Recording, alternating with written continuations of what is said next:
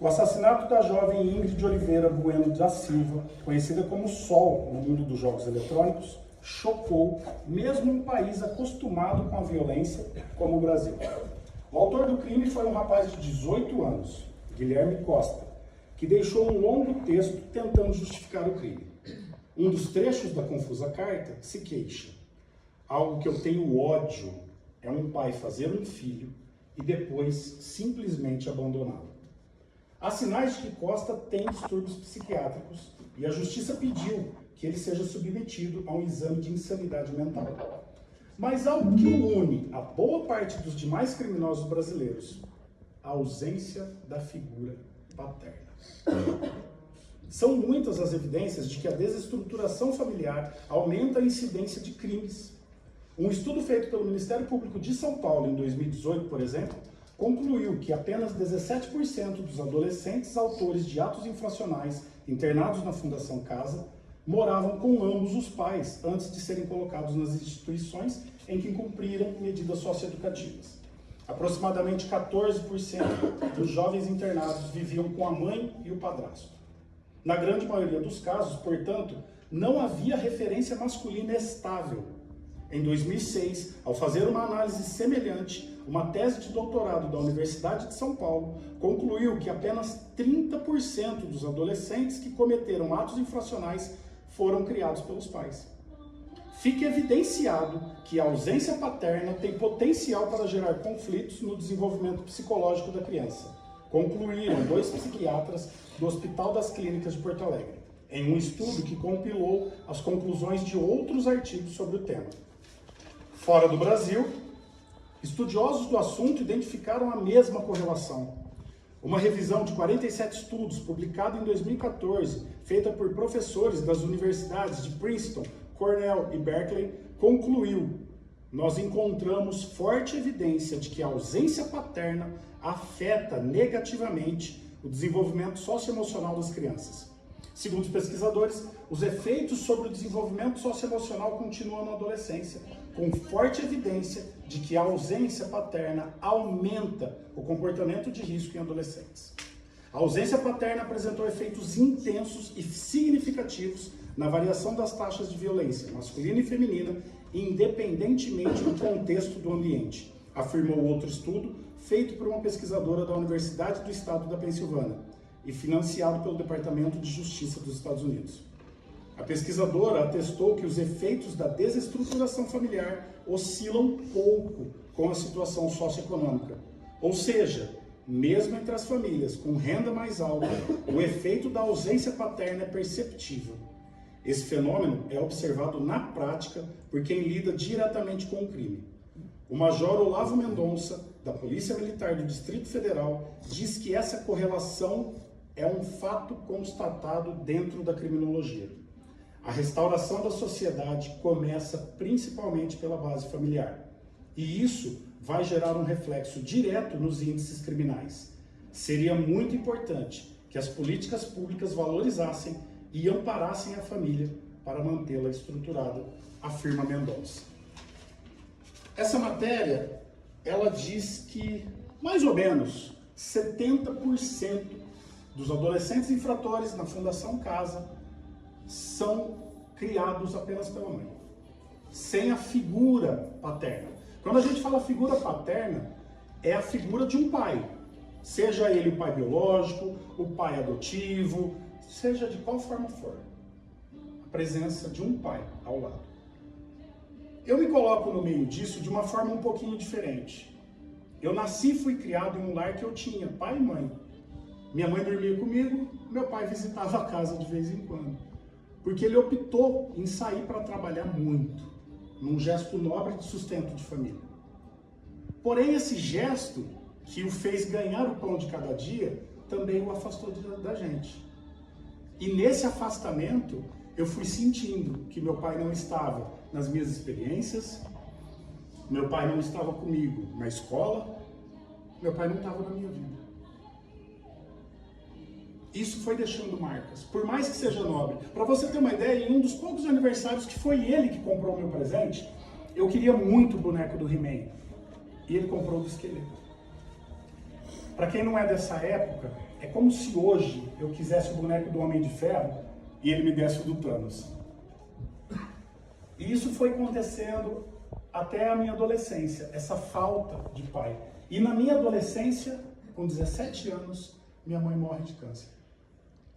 E aquela relação naquela casa, que já não era tão boa, piora drasticamente. Eu já estava começando a beber mais, eu já estava começando o uso de drogas bem no início. E esse afastamento gerou um buraco imenso entre a gente. Não que eu fosse fácil, porque talvez você vai virar para mim e falar assim, mas Flávio, o que você queria que ele fizesse?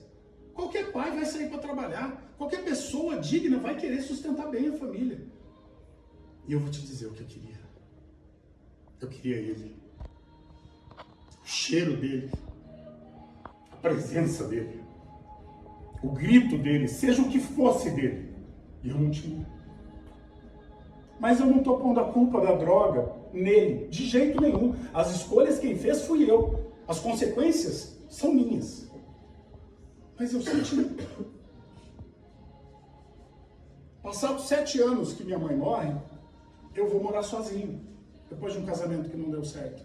E aí eu afundo com força. Porque aí eu estou sozinho, eu faço o que eu quero da minha vida, eu já não tenho que dar satisfação a ninguém, ele já não era presente, dane-se, eu vou fazer da minha vida do meu jeito.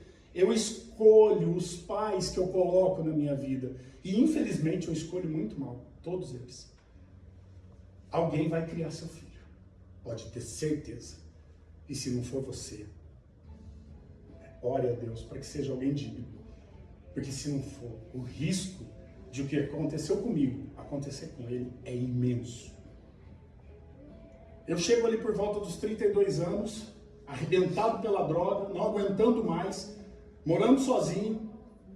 Minha madrasta e meu pai vão fazer uma limpeza nessa casa. Eu saio para trabalhar, meu pai e minha madrasta vão lá. A casa que eu moro é o sítio do meu pai. Moro sozinho lá, mas ele vai todo dia. Mesmo ele indo, a gente evita. Eu saio antes dele chegar, ele sai antes de eu voltar, e a gente não tem uma relação. Quando eles vão lá limpar, eles encontram embaixo da minha cama todas as latas que eu furava para fumar crack. Eu as guardava porque depois a gente queima e tira uma borra de lá de dentro, que é muito mais forte. Quando eu volto do trabalho e eu vejo que as latas não estão mais lá, eu já me toco. O que eu tentava inutilmente esconder, não tinha mais jeito.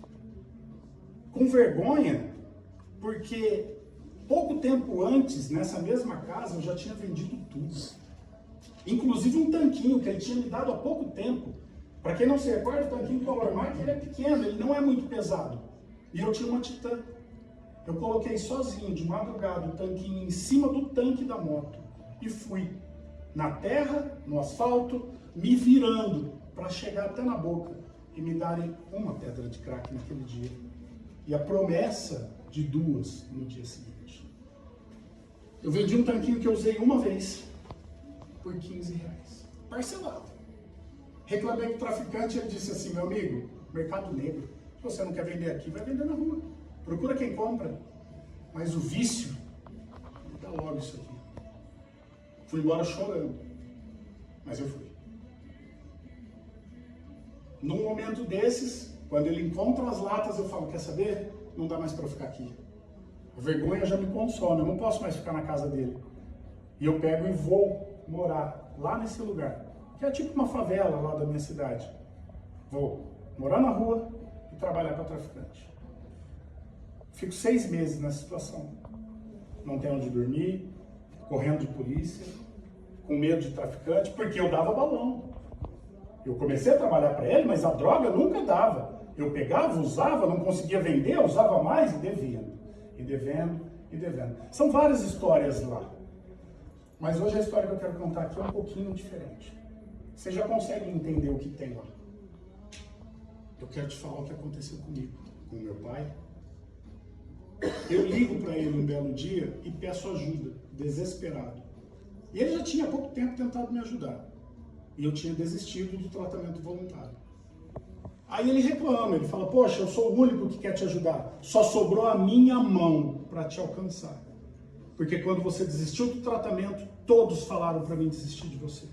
Mas me fala o que você precisa, porque eu vou te dar. E assim foi feita uma internação involuntária, apesar de eu ter ido porque eu quis, ela foi de forma involuntária. E tinha que ser, porque senão eu viria embora. 2, 3 dias depois eu já queria fugir. E aí eu comecei a minha sina de tentar fugir. Porque quando eu cheguei nesse lugar, cara, ali a chapa esquentou de vez.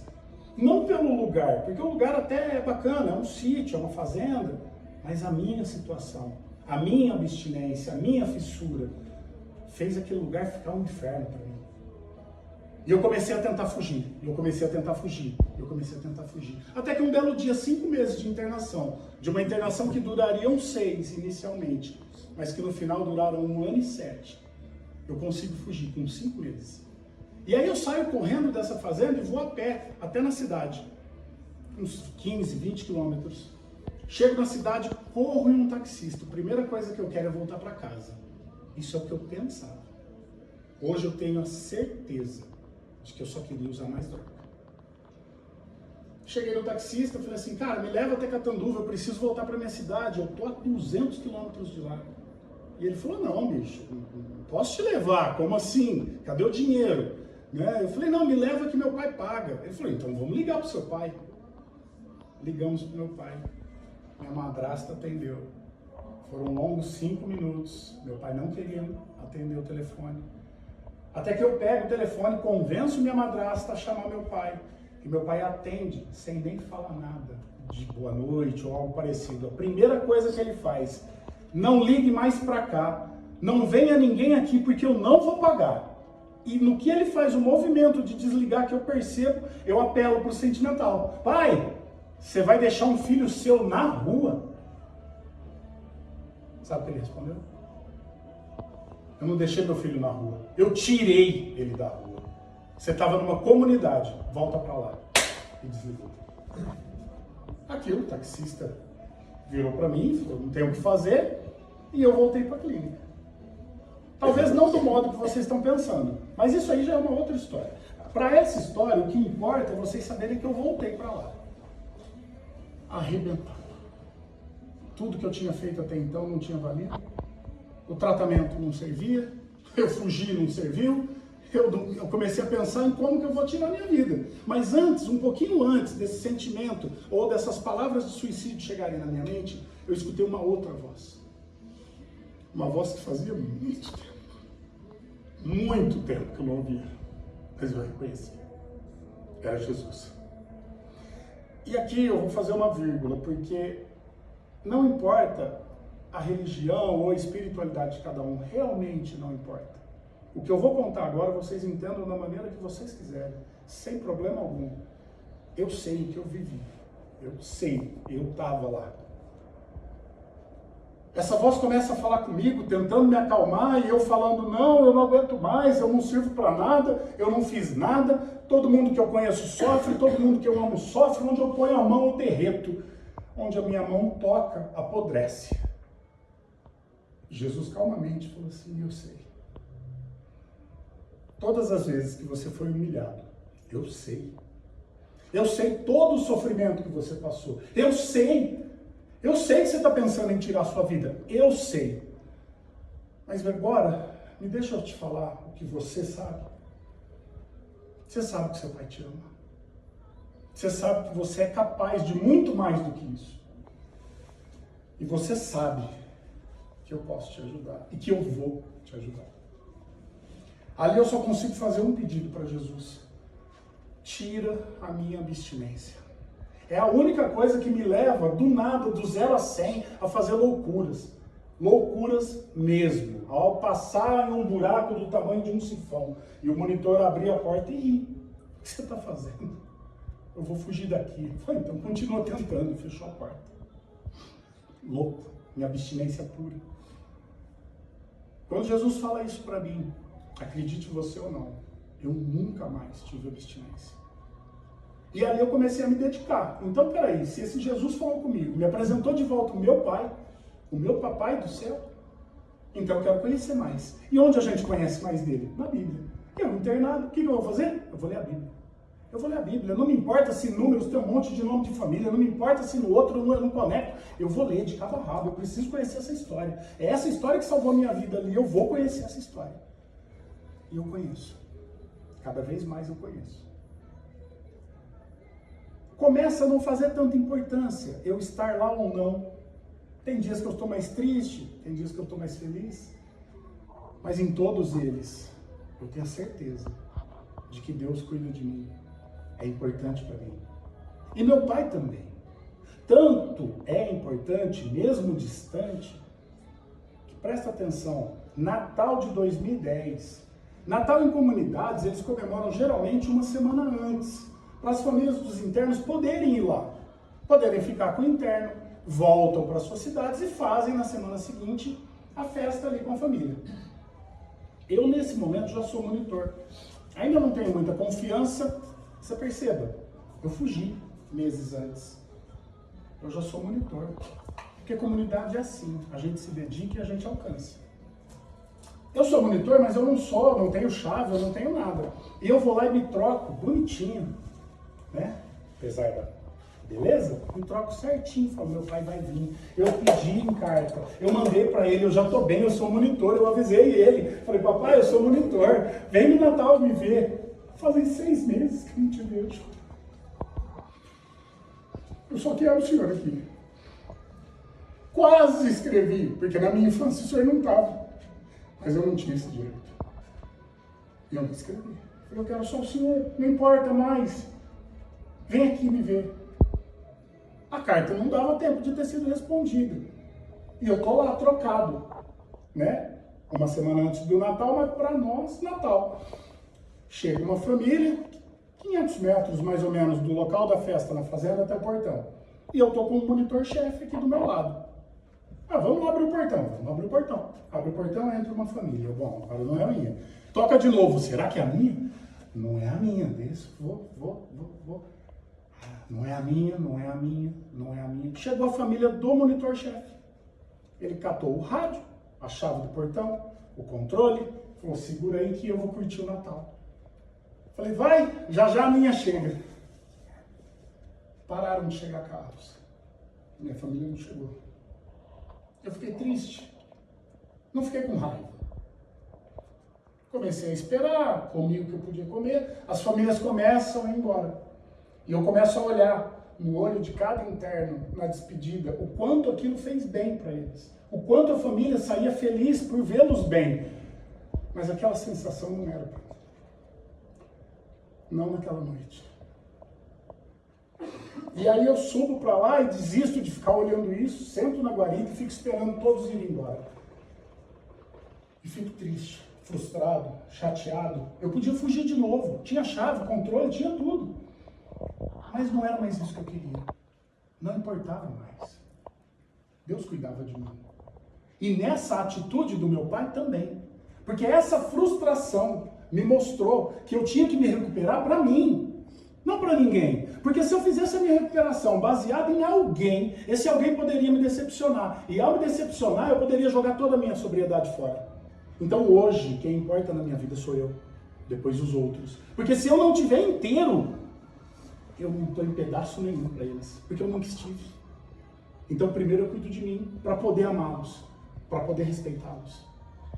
Essa frustração me colocou em um lugar excelente, porque eu tive que combater essa situação nos outros meses. Tanto que meu contrato foi renovado automaticamente em seguida. E eu já era monitor. Mas isso não importou. Eu falei, não importa, se eu tiver que morar aqui, nessa fazenda, existem casas. Os internos que querem, terminam o tratamento e moram lá para ajudar.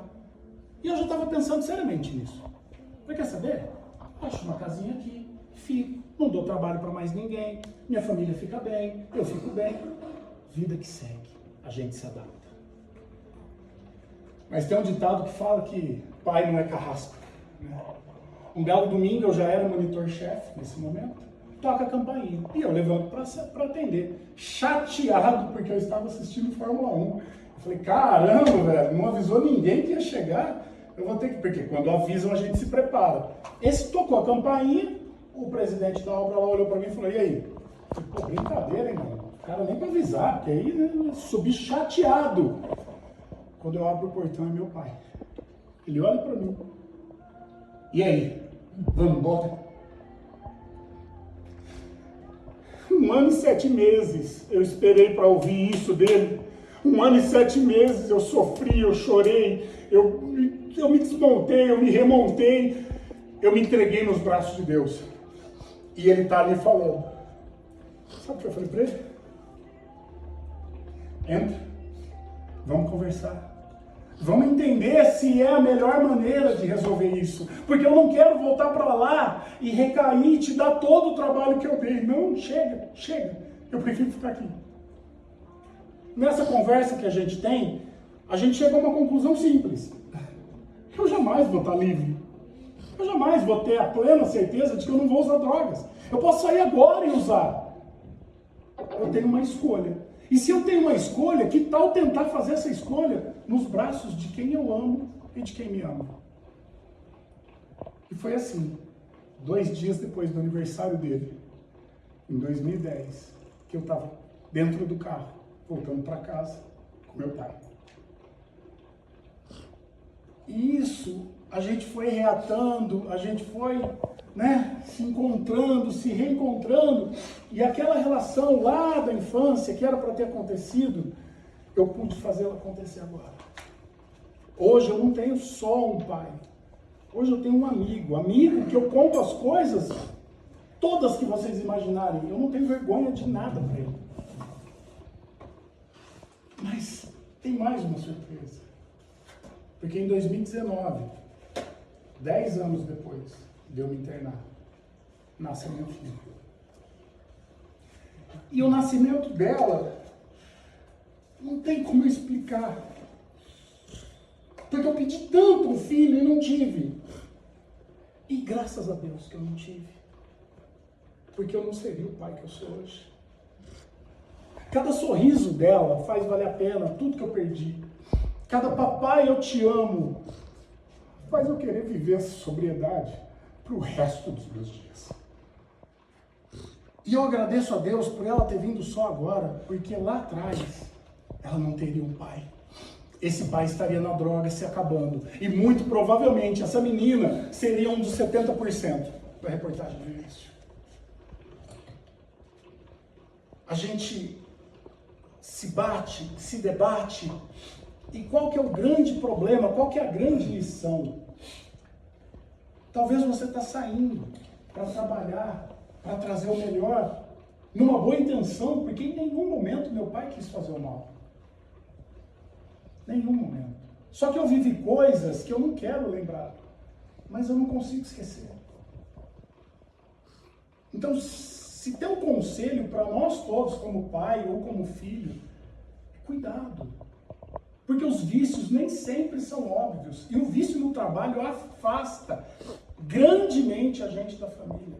Com um bom motivo. Um motivo que todos aplaudem. Ó, esse cara trabalha. Como esse cara trabalha. É isso. Não é isso. Não é isso. Não é para ninguém passar fome. Mas existe um limite. Um equilíbrio. Tanto existe um equilíbrio que hoje eu sou bem sucedido. Eu tenho esse equilíbrio. Eu olhei para minha filha e falei, eu não posso ser para ela o que meu pai foi para mim. Com todo respeito à história do meu pai, com todo respeito a tudo que ele entendia e passou na vida, sem culpá-lo, mas entendendo que aquelas atitudes me deixaram vulnerável. E as escolhas que eu fiz, não ele, me levaram para um caminho ruim. Essas escolhas que eu não quero que a minha filha tenha que passar. Porque ela tem um pai em casa. Eu estava em São Paulo segunda-feira na casa da Michelle, aqui. 6 da tarde. Eu peguei o carro, eu cheguei em casa 11 da noite, sabendo que hoje eu estaria aqui de novo. Eu fui passar 2 noites em casa. Mas eu fui. Eu beijei minha filha, eu fiquei com a minha filha, eu curti minha filha. Hoje, antes dela ir para a escolinha, eu falei assim, papai vai viajar de novo, porque o papai tem coisas boas para buscar. Mas o papai está aqui de novo. Porque igual naquele livro do Pássaro Encantado, enquanto houver saudade, eu sempre vou voltar. Posso estar onde for, eu sempre vou voltar. Então, para nós, acho que fica isso. Cuidado com a maneira que você conduz os seus filhos. E a gente, como filho, cuidado com quem a gente coloca no lugar de pai.